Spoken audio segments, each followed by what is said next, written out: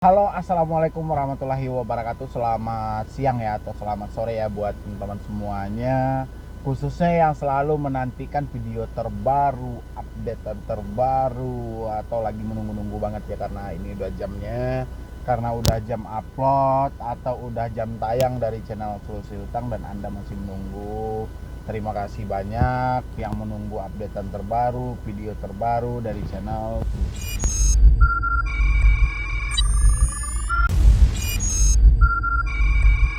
Terima kasih ya buat teman-teman semuanya yang selalu menantikan video terbaru, updatean terbaru dari channel Solusi Utang.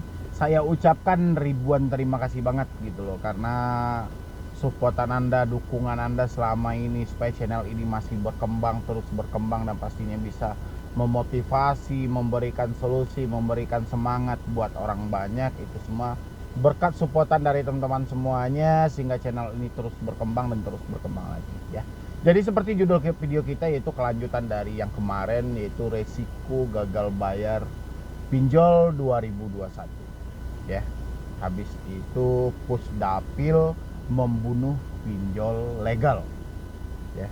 Ini yang mau kita bahas hari ini. Kenapa saya bilangin Pusdapil itu membunuh pinjol legal? Karena kita tahu ya, sudah 26 juta lebih data di 2020 yang masuk ke Pusdapil, Pusat Data Fintech Lending ya. Biasanya kalau teman-teman itu menengok Pusdapil atau FDC itu agak bingung ya, ini apa ini ya.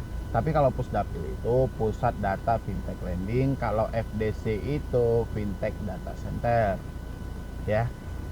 Jadi ini yang mau kita bahas, kenapa saya bilangin Pusdapil itu membunuh pinjol legal ya.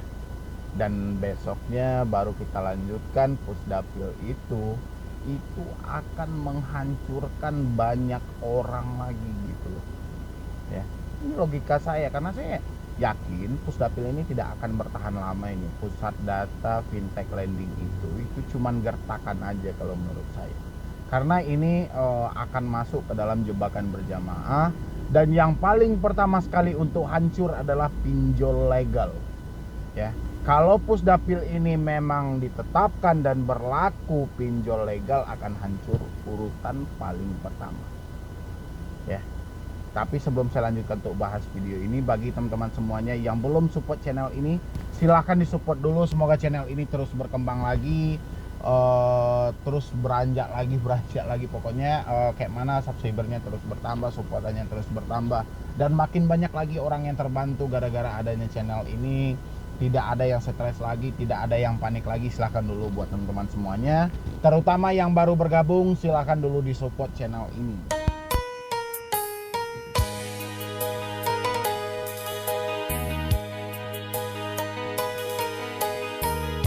Terima kasih ya buat teman-teman semuanya yang selalu mensupport, yang sudah mensupport. Oke, jadi gini, Pusdapil membunuh pinjol legal ya. Ini cukup heran kan, kenapa kok bisa Pusdapil pula, Pusat Data Fintech Lending, membunuh pinjol legal ya.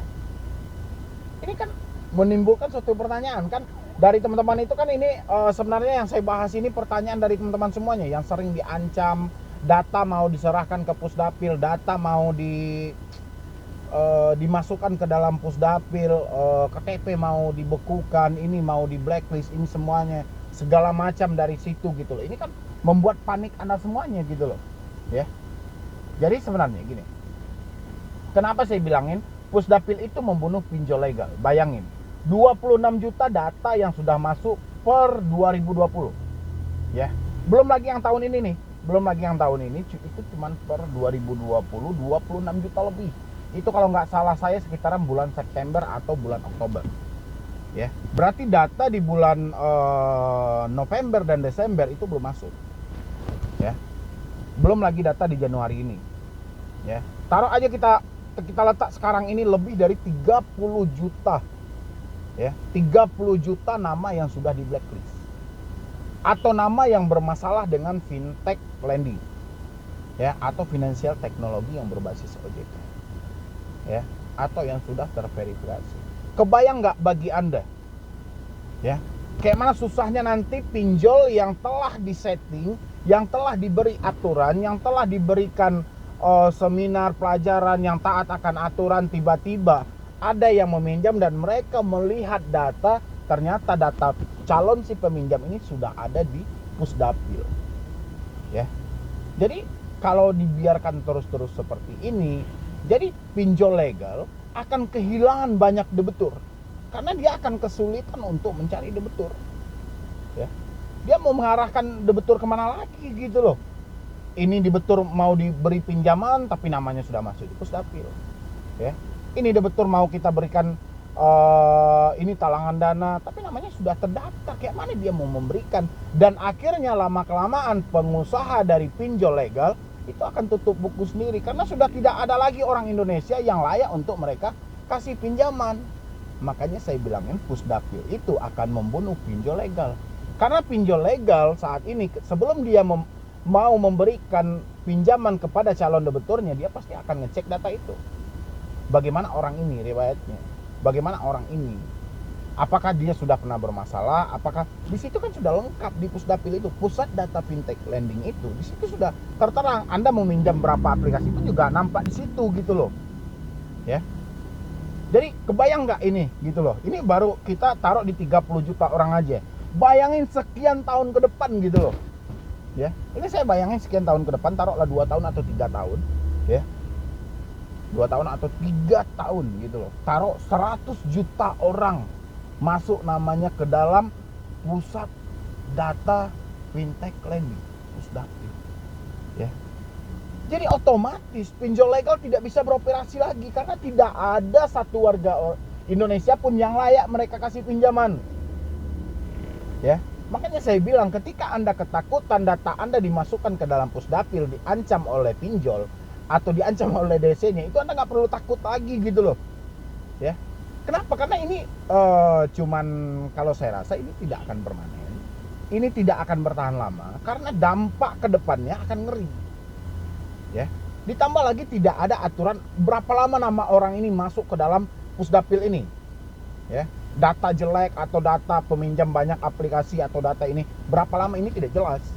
Ya, kebayang nggak kalau ini bisa terjadi sampai 2, 3 atau 4 tahun atau 5 tahun ke depan, berapa juta rakyat Indonesia namanya akan masuk ke dalam Pusat Data Fintech Lending.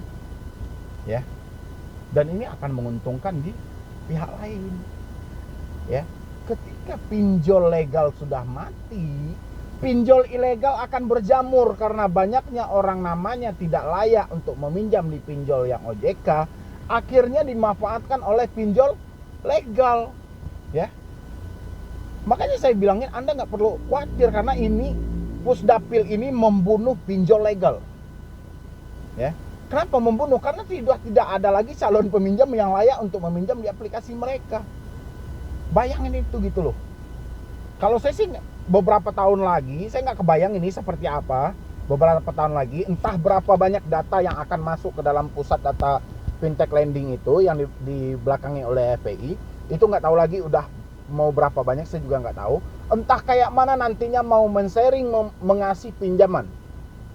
Ya, dan akhirnya pinjol yang berbasis OJK, pinjol yang legal, pinjol yang resmi, saya akan tidak mau tahu dengan data Pusdapil. Yang penting plafon mereka habis, target mereka tercapai. Jadi ini rasanya percuma. Ya, ini buat teman-teman semua ini.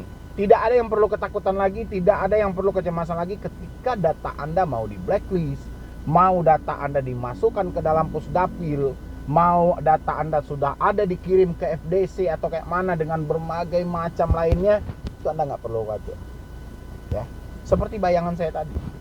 Kalau memang Pusdapil ini berpatok, ya, semua pinjol legal berpatok kepada Pusdapil, sementara sekian puluh juta nama orang telah masuk ke dalam Pusat Data Fintech Lending tadi, kemungkinan besar tidak ada gunanya pinjol legal lagi. Buat apa? Sudah nggak ada lagi orang yang layak dia kasih pinjaman dan akhirnya pinjol legal mati sendiri.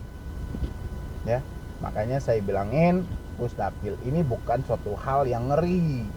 Ya, coba Anda timbang lagi dengan logika Anda, benar atau tidak dengan logika saya seperti ini. Bayangin gitu loh. Ya. sekian tahun ke depan itu orang kita belum tahu ya rezekinya seperti apa, kehidupan mereka seperti apa, kita belum tahu gitu loh. Yang jelas saya melihat Pusdapil bukanlah menjadi data permanen kalau menurut saya, atau patokan yang sebenarnya dari fintech, tidak ya. Itu hanya sebatas prioritas saja kalau saya rasa lagi ya. Jadi kalau orang sudah ratusan juta namanya masuk ke dalam Pusdapil, pinjol legal juga bingung mana orang yang layak dikasih pinjaman dan mana yang tidak. Kalau semua namanya sudah masuk ke dalam pusat data fintech lending ya, dan akhirnya persaingan antara pinjol legal dan ilegal makin ketat. Pinjol legal turun, pinjol ilegal makin menjamur. Karena pinjol ilegal tidak peduli mau data Anda masuk Pusdapil mau tidak, yang jelas pinjaman dia kasih. Yang penting dia data di handphone Anda gitu loh ya. Ini buat teman-teman semuanya yang selalu ketakutan, selalu kecemasan, jangan takut lagi, jangan stres lagi. Ini kalau tentang Pusdapil, FDC itu sudah cukup. Anda tidak perlu panik lagi, tidak perlu stres lagi. Dan saya akan bahas sampai beberapa bulan ke depan resiko-resiko yang akan terjadi per aplikasi masing-masing. Nanti saya akan bahas gitu loh. Jadi Anda yang telat bayar, Anda yang gagal bayar saat ini di beberapa aplikasi, tungguin aja videonya dan jangan lupa terus disupport ya. Nanti kalau Anda juga mau konsultasi atau diskusi sama tim saya, silahkan di nomor yang ada di deskripsi.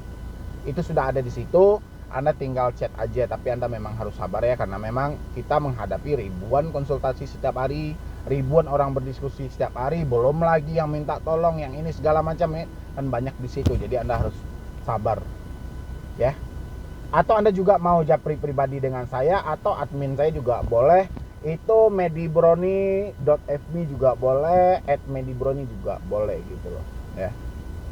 Nanti Anda bisa diskusi di situ mana yang tercepat dan terbaik menurut Anda aja ya. Jadi sekian dulu dari saya, Medibroni. Wassalam. Betapa hancur hatiku mendengar berita itu. Dia yang ku cinta selama ini telah mengingkari janji.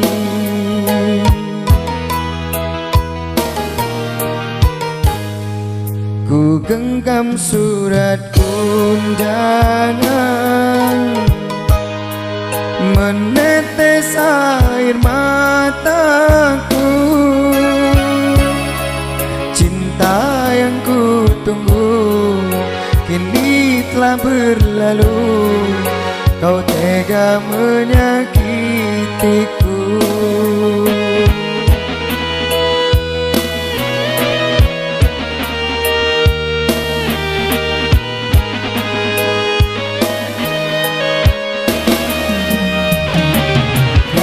Kasih, mengapa kau tega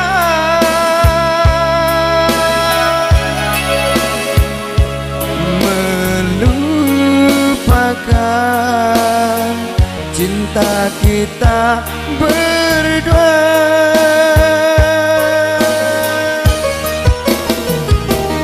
Kasih, ingatkah cinta kita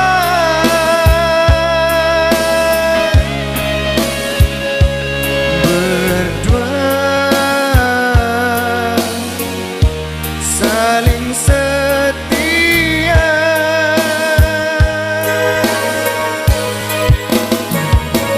Ingatkah engkau kasih perjuangan cinta kita? Ingatkah engkau sayang betapa ku mencintai?